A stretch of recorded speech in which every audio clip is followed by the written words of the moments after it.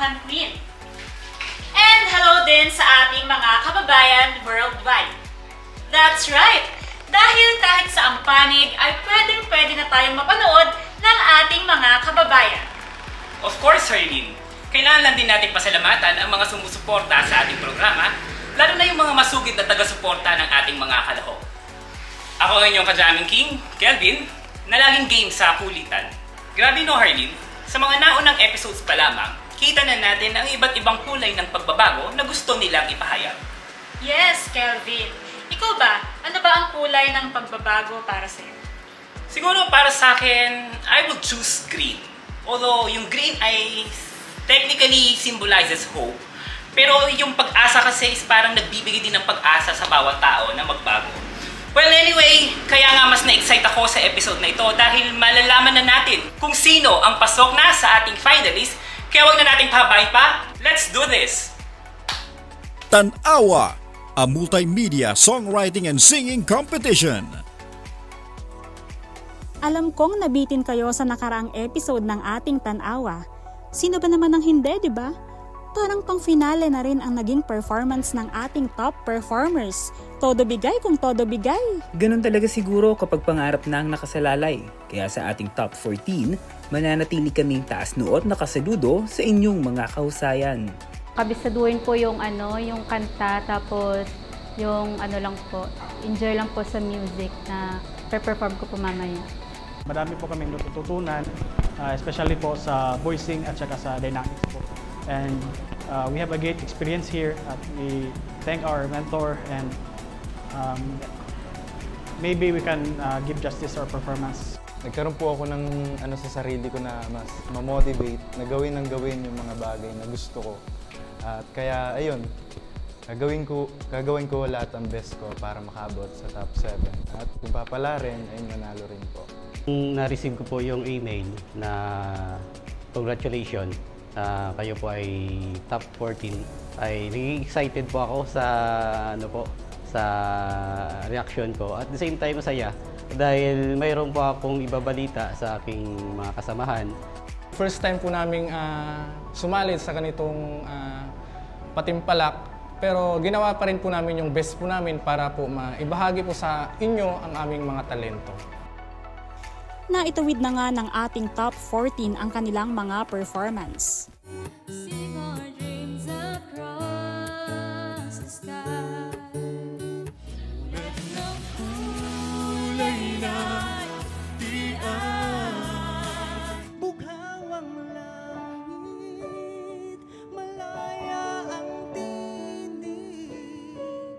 Abutin ang iyong mga pangarap dito sa puso ko. Kapit-bisig pagtutulungan.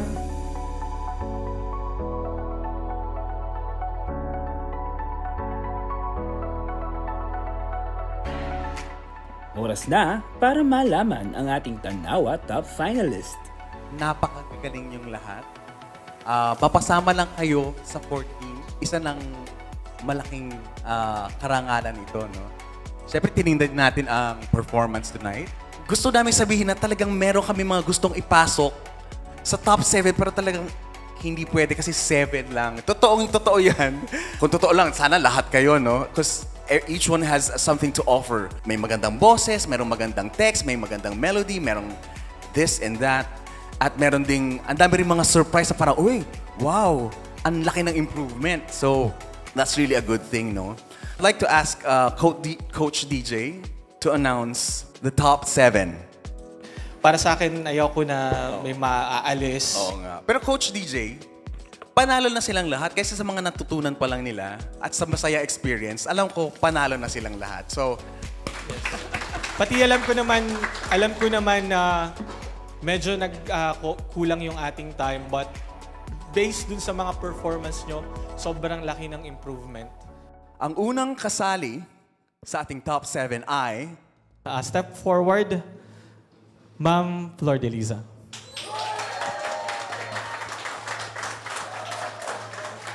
Ang ating next na makakapasok sa top 7 finalists ay Hidden Harmony.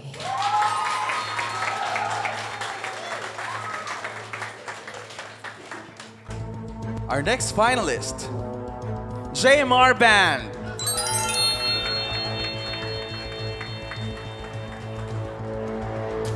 Okay, next, step forward, please.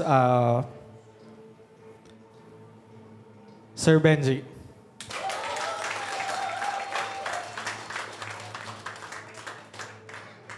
Ang sumunod na finalist, Miss Diane.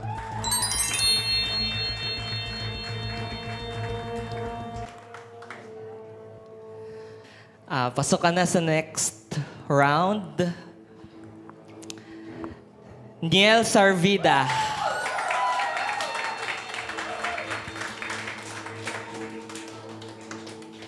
Please step forward. Aurel Flair.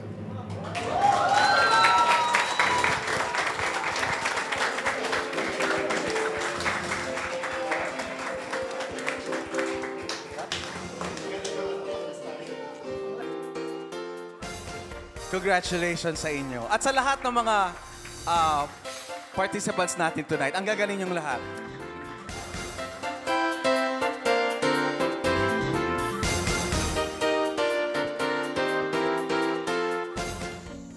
At para sa ating mga contestants na hindi na makakasama sa susunod na round, taos-pusong pasasalamat sa pagbabahagi ng inyong mga talento at galing sa paggawa ng musika. Hindi dito natatapos ang inyong journey. Sa halip, ito ay simula pa lamang upang ipagpatuloy ninyo ang inyong paglikha ng mga awitin puno ng inspirasyon na magbibigay pag-asa para sa ating community. Ngayon, ang inyong entablado sa labas ng Tan-Awa ay naghihintay na sa inyo. Now that we have our top 7 Tan-Awa finalists, oras naman na para sumalang sila sa isang special studio recording na talagang nakalaan para sa kanila. Para sa ating top 7 performers, ang next step sa kanilang journey ay mag-record ng kanilang mga awitin na gagamitin sa music video para sa official release ng kanilang songs sa iba't ibang digital platforms. Dito ay tinutulungan pa din sila ng ating mga coaches upang mas ma-polish ang kanilang mga awitin.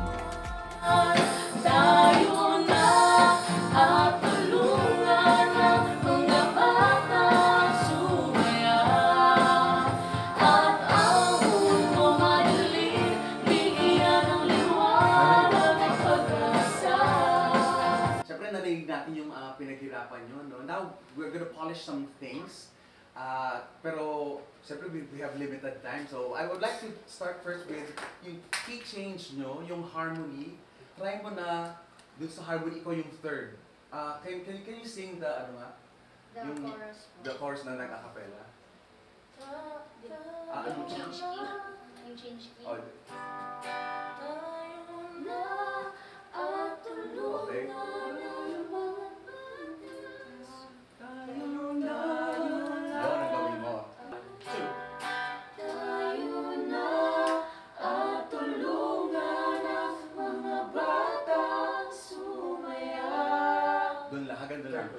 Yes.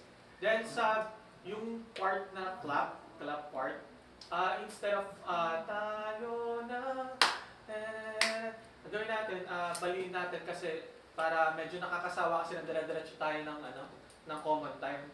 So gawin natin half time. Tayo na, ibigay mo na, tayo, tugtug,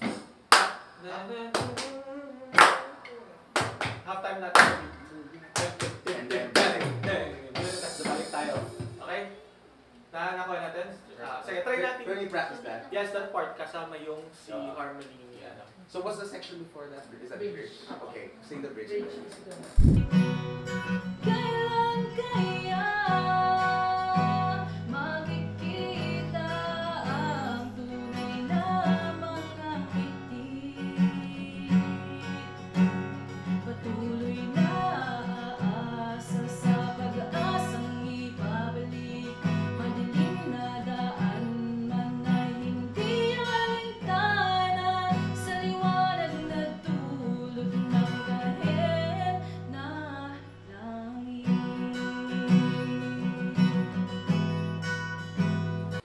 siguro na konting contrast dun sa intimate parts at saka dun sa intense parts, no? I like that, narinig ko ngayon yung mas intense na vocals ni Miss Dayan. Parang siyang may sariling compressor. Yes! Galing.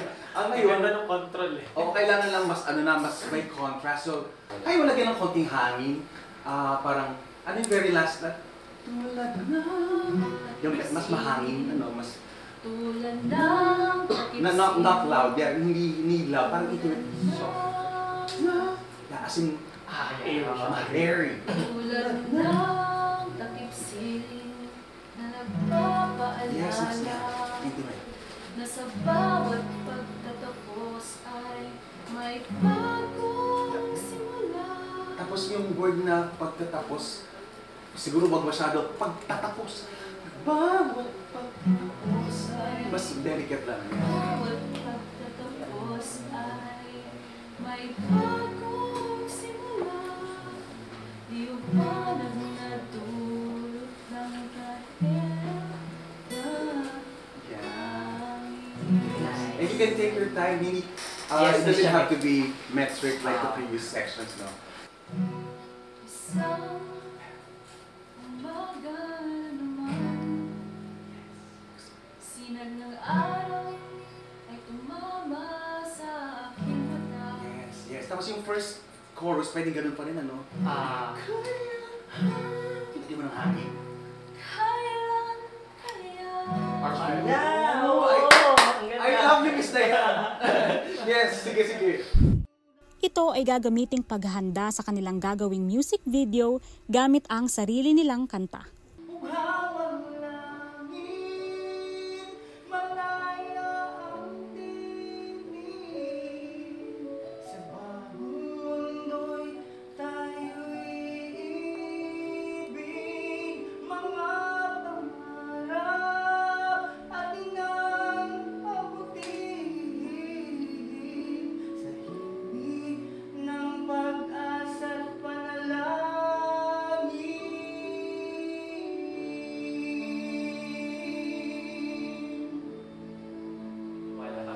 So, meron tayong adjustment. Konting comments lang para at least, tapos i-apply natin para pagdating natin ulit on stage, we're ready. Then yung diction natin, Sir Bench, masyadong matigas eh. Masyadong matigas yung mga pagbigkas natin ng words, lalo na sa verses. Mas maganda na ang isang phrase, kumpletuhin natin yung thought. So, make sure that you have enough air for that one line. So, halimbawa, A, B, C, D, E, F, G. Dapat A, B, C, D, E, F, G. That's one thought. So, yun lang naman. And then, the rest, maganda naman, may emotions kayo, kumanta, may variation ng intensity and all that. Then, Sir Benji, nalimutan natin, pagdating natin sa first chorus, soft lang. Huwag muna natin ibaba muna natin yung momentum. Huwag muna natin panggigilan, no? Kaya natin abutin ang rurok ng bituin, magtiwala ka lang, tagumpay ay masasa atin. Huwag tayong lahat ay magkaisa para sa tagumpay ng bawat isa. Siguro for the finals, I would just like to hear contrast dun sa siyempre napaka-mellow ng start mo, no? Tapos nung nag-modulate na, tapos gusto ko sana mas intense yung pagkakanta. Yes. Siguro sa finals, mas intense pa yung vocals that would match yung pagkapal ng arreglo. Somehow gets ko yung idea na nandyan pa rin siya eh. Parang siyang kumukulong tubig. Kaya nga eh. Hindi pa siya nasipol, parang gano'n. Ano eh. Either way would work. Would work actually. But his natural vocals is very subdued. Totoo. Kung ano man yung maging arrangement dun sa part na yun, parang at the end of the day, siya yung may hawak kung paano niya bubuhatin pataas yung, lalo dun sa, actually, pinaka-highlight ko kasi yung rurok ng, yung part na yun, feel ko, parang masyadong safe place yung placement ng boses mo dun sa part na yun. Feeling ko kailangan mo magwala dun sa part na yun. Makatulong bang magwala ka if itaas pa natin yung key? Pag nandun ka kasi mataas pa yung boses mo, there's still headroom for ramdam ko kasi nandito pa eh. So yun pa eh. Parang play safe, parang gano'n. Dito sa puso ko,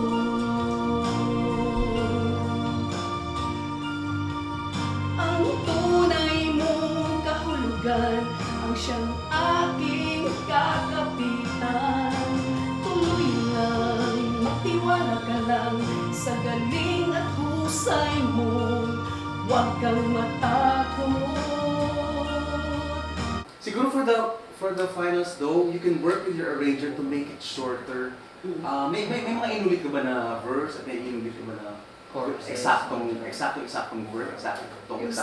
First chorus. Yeah, so siguro mas paikling pa natin, you can consult Coach DJ din kung mas paano ipapaikli. Pero maganda kasi doon.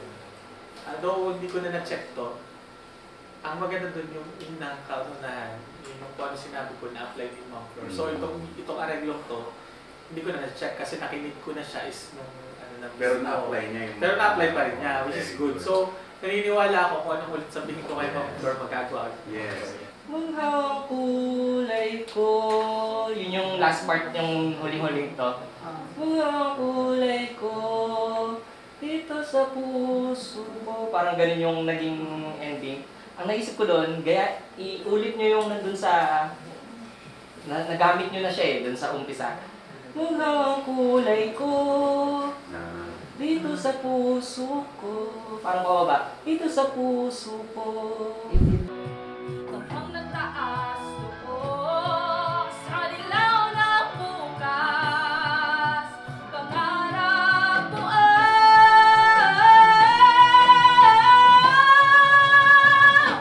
bagong kulay, bagong simula. Liwanag natin ating dala. Siguro for the finals, for this recording, this is good, no? For the finals, pwede bang taas ng key ng kalahati, sumasayad yung mga verses. Tapos pakiramdam kung kaya mo kahit kalahati lang.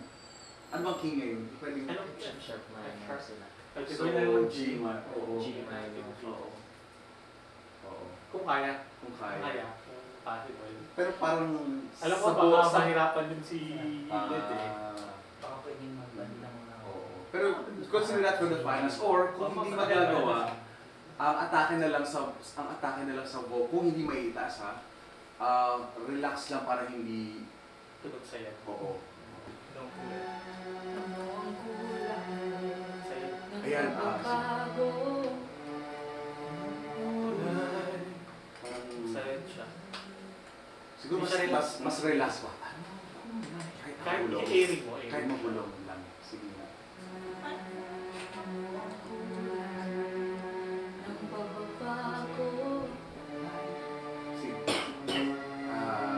G minor na. Kaya na sa G. G.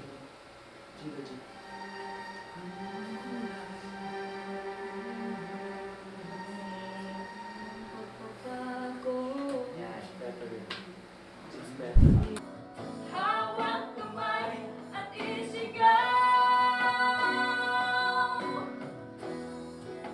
ang layang hinubog sa luha at tapang. Di na muling patitibag, kundi asul mula.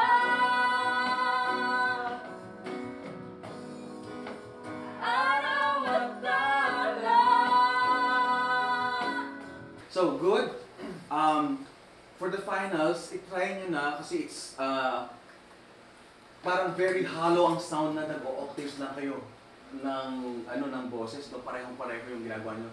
Kaya mo ba na mag-harmonize na like especially sa chorus? Yun yung papatulo na. Yun yung okay. Oo. Pero you have 1 month to to 1 month ba? To prepare the harmony kasi masyadong hollow yung sound. Yung second chorus ba? Yung second chorus Yung na- kasabay kayo eh. Oo.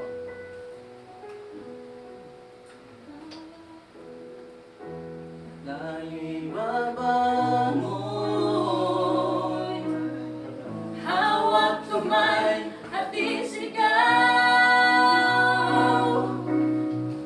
Pero, siguro, naturally pa mababa na. Hold the kanta sa iyo na. Ganda lang yung ating ano. Kaya mo false. Falsetto, yes. Kasi pang-harmonize. Sa anong melody? Anong melody? Yun? Grabe no, Harley. Sa mga pinakita nilang performances, mapa, audition, live performance, kahit sa studio recording, nakita at nasaksihan natin kung paano nila buong pusong ibinibigay at pinapakita ang kanilang mga talento. Agree ako dyan. Hindi lang todo bigay na performance ang mga nasaksihan natin, kundi ang laman ng kanilang mga puso. Sa bawat letra at tono na nais nilang iparating, lahat ng yon ay naunawaan natin sa pamamagitan ng kanilang musika. And I think that's what makes this competition very heartwarming. Kaya siguro nakakakurot sa damdamin ang season na ito. Yes, Kelvin. Mas nauunawaan kasi natin yung mga nais nilang iparating at kung ano ang nararamdaman ng kanilang mga puso. Aww! Everything I have learned, our top 7 is now more prepared and fully equipped for their upcoming music video. Nakaka-excite! At yan ang dapat abangan ng ating mga viewers. Sino mula sa ating mga finalists ang magiging ultimate grand winner? Para manatiling updated, i-follow lang ang official Facebook page ng Bente Productions. At huwag kalimutang mag-subscribe sa ating YouTube channel. Okay, magkita-kita tayo muli sa susunod na episode. Ito ang Tanawa Season 1, a multimedia songwriting and singing competition.